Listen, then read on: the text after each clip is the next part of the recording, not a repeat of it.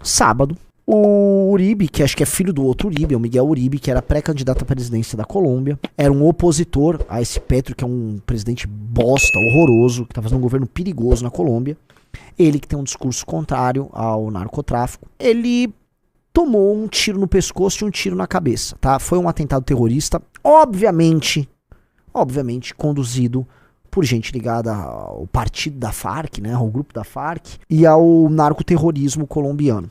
Não é o primeiro, nem será o último. Se o Riso procurar escrever assim, Galán, Colômbia, houve um candidato a presidente liberal, Luiz Carlos Galán, que estava muito bem nas pesquisas concorrendo a presidente, e ele foi morto da mesma maneira. Foi, inclusive, o assassinato dele, que tá aí a matéria, assim, que fez com que as autoridades, precisamos pegar o Escobar, porque o Escobar não parava, ele era avião que ele derrubava, o Escobar saía matando geral. O narcotráfico, meus amigos, faz isso. E assim, conforme o narcotráfico começa a encontrar inimigos públicos, candidatos, por exemplo, que se opõem ao seu projeto e vê que esses caras têm viabilidade, o narcotráfico precisa matar. Por isso que eu falo assim, a gente não tá brincando aqui. Os caras só não pegaram e mataram a gente, sejamos honestos, porque a gente não tem ninguém concorrendo à presidência de maneira viável. Agora, se a missão entra na disputa presidencial no que vem, começa a pontuar em pesquisa, é coisa de esconder familiar e ter um regime de vida um pouco diferente. Por quê? Porque corre risco de morrer. Corre risco...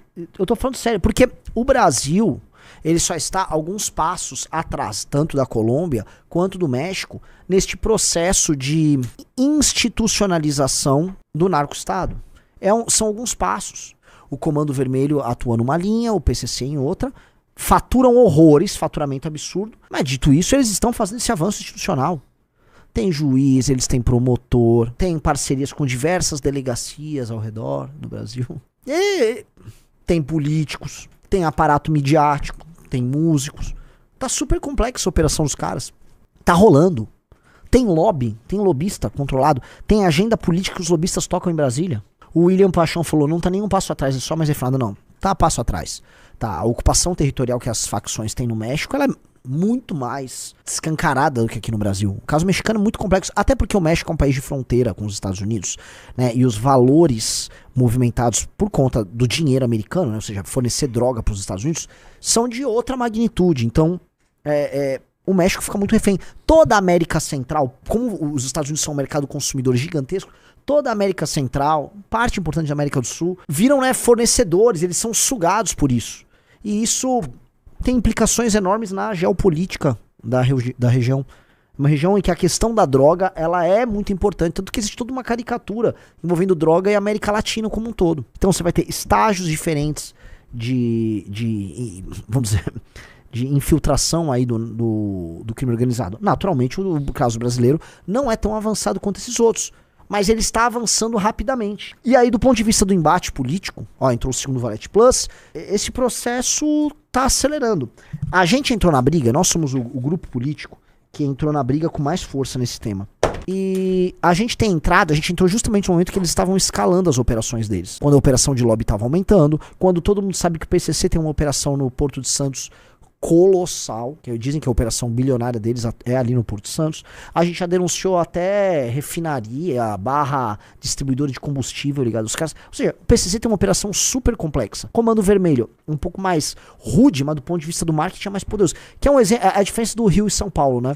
Rio de Janeiro é um estado culturalmente mais barulhento do que São Paulo. Barulhento, mas mais desorganizado e mais violento. Comando Vermelho. São Paulo, mais organizado, mais institucionalizado, um pouquinho mais silencioso. PCC. São os dois estilos ali, né? No long run, o PCC tende a derrotar o Comando Vermelho.